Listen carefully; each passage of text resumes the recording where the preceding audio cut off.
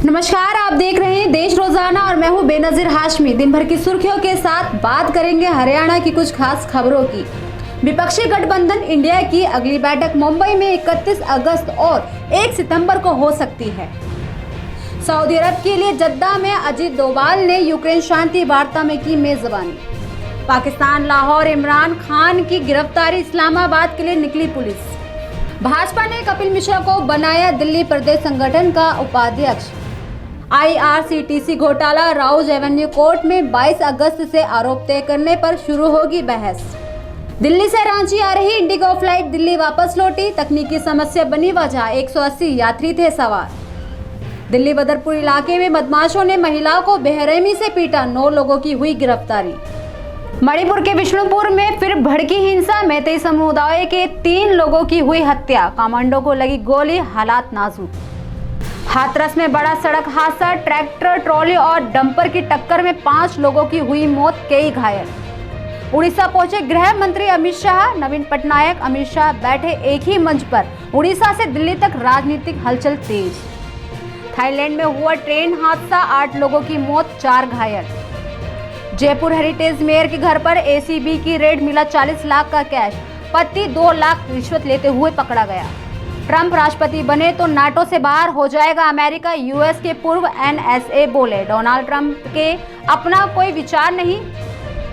Iran में और सख्त होगा हिजाब कानून, AI से निगरानी, अब होगी 10 साल की जेल। कस्टडी में मारी गई महसा की डेथ एनिवर्सरी पर आया नया बिल। न्यूयॉर्क में मुफ्त के प्ले स्टेशन के लिए भड़के दंगे, स्टेशन पर चढ़कर पुलिस के ऊपर फेंकी गई बोतलें। यूट्यूबर के बुलावे पर जुटे थे 2000 लोग। UN में पाकिस्तान ने फिर उठाया कश्मीर मुद्दा, भारत बोला ऐसे लोगों से बहस का कोई मतलब नहीं। भारत को इजराइल से मिली स्पाइक NLOS मिसाइल, ये पहाड़ों में छिपे दुश्मन पर भी हमला कर सकती है। यूक्रेन जंग में भी हो रहा है इसका इस्तेमाल। ब्रिक्स के लिए साउथ अफ्रीका जाएंगे मोदी, संगठन विस्तार पर फैसले में लेंगे हिस्सा। पाक सऊदी ने दी ब्रिक्स में शामिल होने की अर्जी।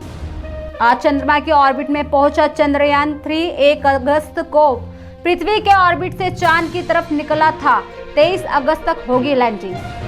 देश में सब्जियों के साथ दाल, चावल और दूध भी हुआ महंगा। 1 साल में आटे के दाम 30% बढ़े, अगले महीने से महंगी हो सकती है प्याज।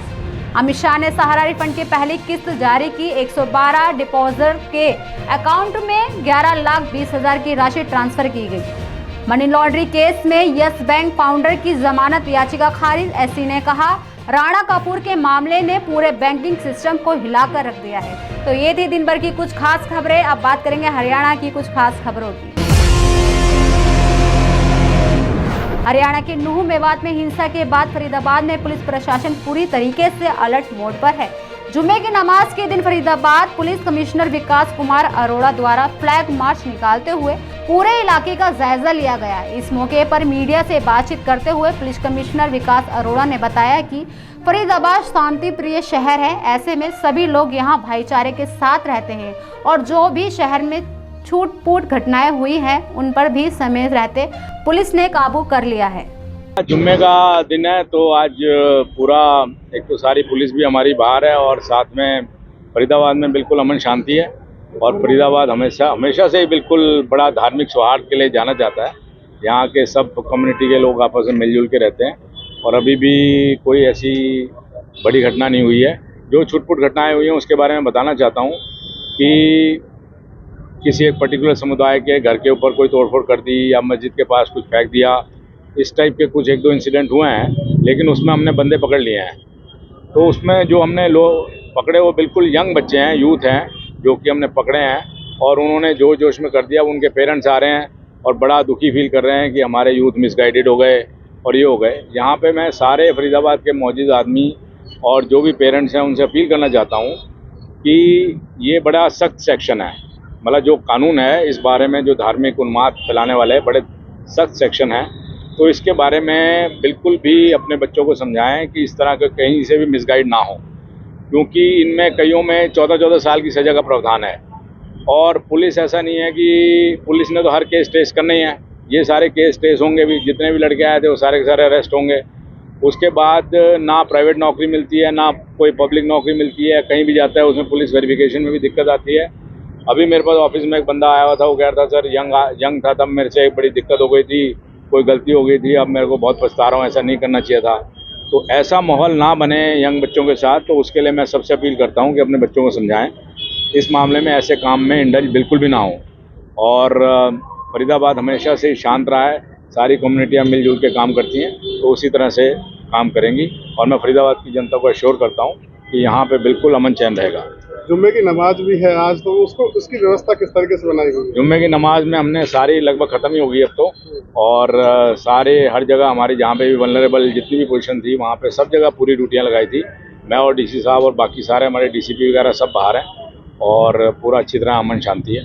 तो पूरी तरीके से फरीदाबाद में शांति रहेगी अब? हाँ, बिल्कुल बिल्कुल, हम पूरा अलर्ट है, पुलिस पूरी अलर्ट है और जनता के साथ है, और जनता से भी अपील है कि पूरा हमारा पुलिस का साथ दें। हिसार में बिजली मंत्री रणजीत चौटाला ने आज जन समस्या है सुनी है। इस दौरान बिजली मंत्री ने एसडीओ को चार्जशीट और जेई को सस्पेंड करने के आदेश भी दिए। वहीं मंगाली गांव के लोगों ने लाइनमैन के गांव में न रहने की शिकायत दी, जिस पर एसडीओ को आदेश दिए गए कि वे इसे चेक करें। मंत्री ने कहा कि जेई और लाइनमैन को यहीं पर बुलाओ, लाइनमैन को आज ही बदलो, अगली बार शिकायत आई तो चार्जशीट कर दूंगा। बहादुरगढ़ नगर परिषद द्वारा शहर के सेक्टर 7 के प्रवेश द्वार का नाम बदल दिया गया। इससे पहले इस द्वार का नाम शहीद चंद्रशेखर आजाद दिवस द्वार था। शनिवार सुबह लोगों को बदला हुआ नजर आया। शहीद चंद्रशेखर आजाद द्वार के बजाय महाराजा रणवीर सिंह रोहिला द्वार लिखा पाया गया। लोगों ने नाम बदला हुआ देखा तो बवाल मच गया। ऐसा करने को तमाम लोगों ने क्रांतिकारियों का अपमान बताया और द्वार का नाम पहले की तरह शहीद चंद्रशेखर आजाद के नाम पर ही रखने की मांग की। बाद में वार्ड से नगर परिषद ज्योति पवन रोहिला ने इसे चूक बताते हुए कहा कि इसको पहले की तरह ही यथावत कर दिया जाएगा।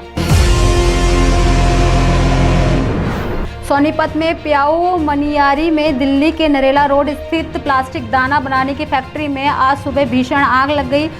आग देख फैक्ट्री में मौजूद कर्मियों ने बाहर भागकर अपनी जान बचाई। आग की सूचना फैक्ट्री मालिक, अग्निशमन विभाग व पुलिस को दी गई।